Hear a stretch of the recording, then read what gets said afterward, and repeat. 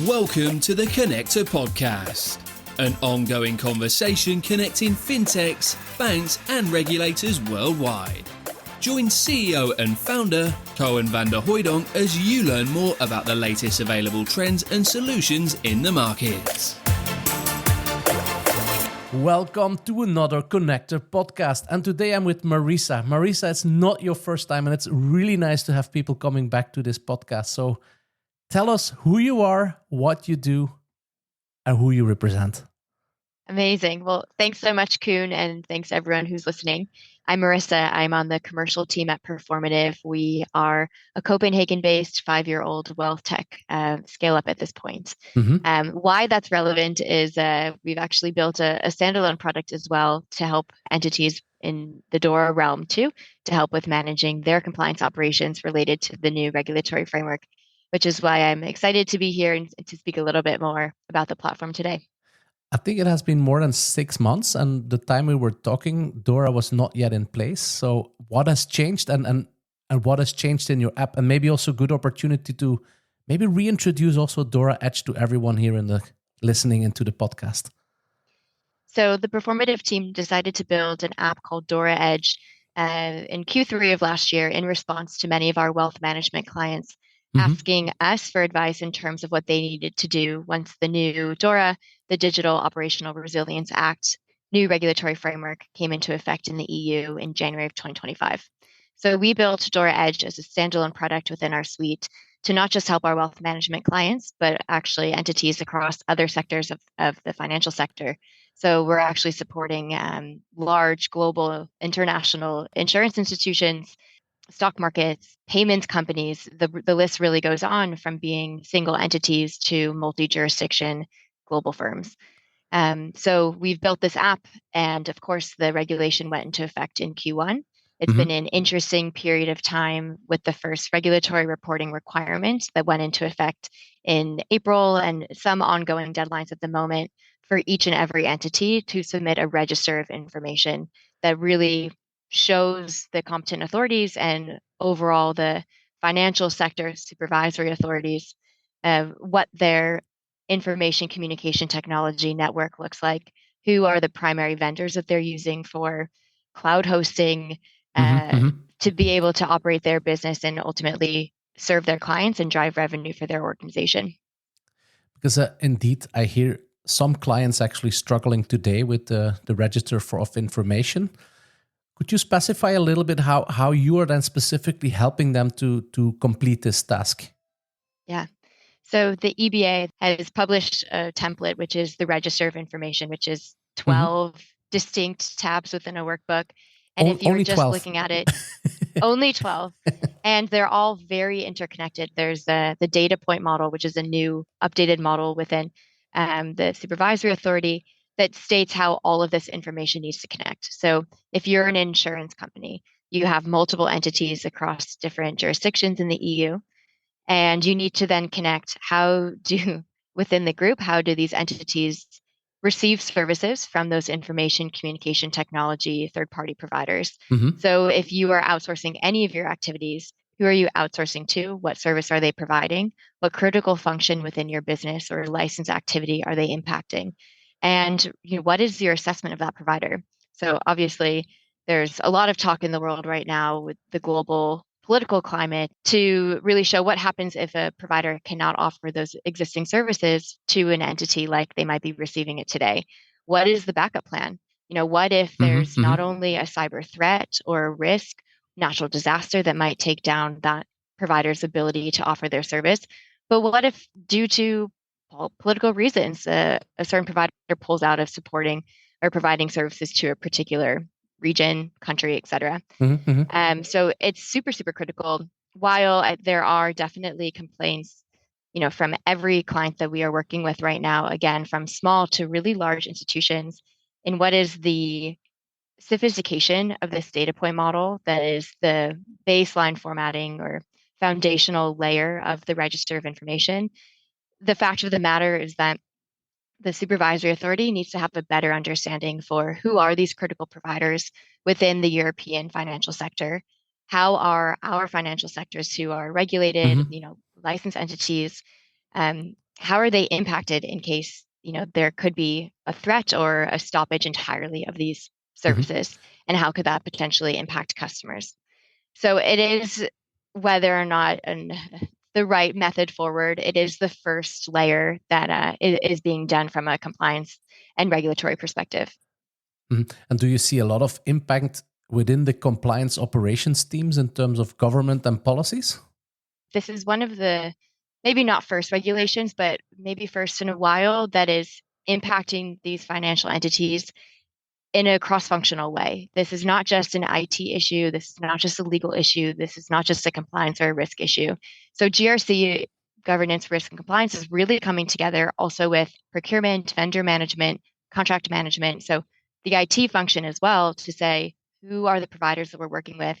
How strong are they as providers in terms of their resiliency, our dependence upon their data? Do we actually have backups in that need? And it's sort of the first time that compliance teams are held responsible for having a grasp of that and ensuring that their governance as well, so policies and procedures that they have in place, appropriately cover what's happening across all of these different functions internally. So could you almost state that because of doing the exercise of the register of information, that you get an insight in your company, and that therefore transparency creates a better resilience of what has happened or potentially should happen or could happen? I think that's entirely the idea. Whether how effective it is the exercise that every single regulated entity must follow. And if you don't submit the register of information, there will be ramifications for that. So it is at least the first layer for every single entity to do an assessment of what are their outsourced dependencies, who do they have providing those services, and what could the potential impact be to a really critical business function in case that service goes down. And I can understand you do that one time, but how does that look over time? Is there a way that DORAedge is helping you to keep that filter sort of dynamic and keep it up to date? Yes. So I think many organizations are probably just using the EBA template, and that is, a version spreadsheet that they submitted with a reference date of March 31st and uploaded it to their competent authorities regulatory portal. What we've done is actually take that data and make it more dynamic so that compliance, risk, IT teams can actually manage that data, have a glance of it in real time at any point throughout the year. So not just hitting that reporting deadline annually, but actually being able to interact with that data as if it were your complete ICT network database. But how does it work when something happens? How do you support the event of an incident? Absolutely. So we have an end-to-end incident management module. So some organizations might have a disparate system to manage this, but within DORAedge, you have your full ICT network at your fingertips, where we're helping you throughout the process of being able to understand the impact of that incident on your organization and satisfy those reporting requirements as quickly as possible.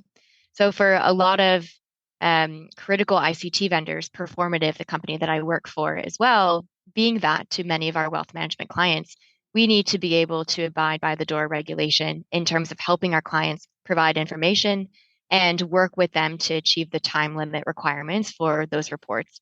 That being maybe 24 hours after a major incident, needing to report initially, having 72 hours after that to provide an intermediate report, 30 days after resolution, providing the final report. So what we're doing is helping these teams who are managing an incident in real time have the data at their fingertips and get those reporting requirements executed as quickly as possible, but by also then being able to store it, learn from it in the context of that ICT network. So you could say, oh, wow, my cloud hosting provider has gone down 3 times this year. I should highly suggest to my IT team that we actually look at alternatives so that we can find a more suitable, reliable vendor to work with in the future. Yeah, you're getting close to SLAs as well. Exactly. Absolutely. What I like about it is that compliance becomes a perpetual process. And it's storing information, it's storing incidents, but there's one thing missing in the mix, and that's the policies, the rules of engagements. How does that work within DORAedge? This is my favorite module within DORAedge because governance. Luckily, I asked the question. It can maybe because I designed it, but I really do find that when I'm sharing it with clients and walking them through, not just in a pre-sales context, but actually in getting them up to speed on the app myself, they are relieved to see a tool that can really drive value for them and they can practically use. So the policy module is an excellent tool that sits in tandem with the ICT network management side of the app. And Mhm. this is where the legal, the compliance team can maintain all of their DORA related governance documents. So this could be the business continuity plan.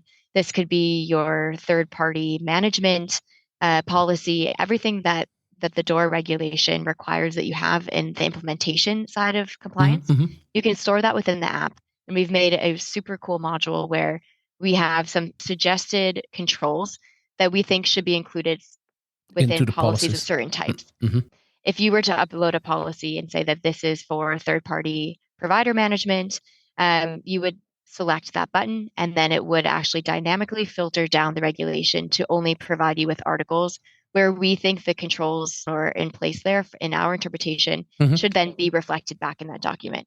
I think this can be a helpful tool for organizations who have not yet updated their policy documents pre-DORA, or they already have gone through that process but do want to have the extra gut check or layer of confidence to know that they have everything included in there as possible. Mhm. And Mhm. so, if there are 46 or so different articles within the DORA regulation, we've identified 200 plus overall controls or requirements that an organization should put in place. But instead of having to go through every single article or requirement one by one, it does so in a more thematic way. Mhm. And responsibility is always with the Yeah. company themselves. Absolutely. And I explained the functionality of the product, but the human needs to be a part of that process and needs to be at the forefront of it too. So we have actually built an LLM within the app, but we recommend it to be the second line of defense. So this is a tool where you can upload your policy document, say, here's my business continuity plan. I have done the mapping based upon my review and performative suggested requirements. Mhm. But what are the gaps? How would you recommend that I account for this type of control in my existing document to ensure that it fully fulfills my obligation to the DORA regulation for this particular type of document. Mhm. So we have definitely made this a process so that it's more efficient for the human, so for the legal or compliance expert within the financial entity, but that they have tech to enable them through that process. Yeah, we should not forget that many of the wealth managers don't necessarily have 10,000 compliance officers working for them. Absolutely. So if you were an independent wealth manager, you have a pretty lean business operation. Absolutely. So we highly recommend, working with, if you don't have that expertise in-house, we can help connect you to legal expertise external to your organization. But the policy element, we want to make the process more efficient, but it really is an entity level approach to fit that business best. No, interesting. We're almost at the end of this podcast, and what I always want to do at the end is to look forward. What's the future? And I really liked when you said there's human-like compliance rules. Is that the next thing in DORA? Absolutely. So within DORAedge, we have made this DORA regulation compliance tool. So with that, again, you get to manage your ICT network, maintain a risk register, track, manage, report incidents, and do all of your governance in one place. But we know that, there are many clients today who are working with who are in multi-entity international groups. And so we're making the platform even more feasible so that collaborative teams across time zones, across different functions, have the right ACL, so permissions, access levels, viewability or viewing into particular records, and that when it comes to an incident coming through, who is your line of attack, who is there to follow along in that incident process to make sure it gets through resolution as quickly as possible, who is managing a provider contract and ensuring that we are assessing it every year, but also that we are proactively looking out for concerns that we should be assessing in the interim as well. So all of the enhancements that we are continuing to make to the product is to continue to make it incredibly strong for the purposes of DORA. So we're building it out internally to make enhancements, but also brand new product features. And then we're also looking at third parties, so really strong integrations that we can bring into the mix. Think GRC tools that don't have a DORA framework, policy management tools where you need to make sure that every single employee has read through and approved every policy on an annual basis. How can we then make sure from an executional standpoint there are the right monitors in place, call it multi-factor as an example, to ensure that you are running a compliant organization in the day-to-day and not just saying that you are.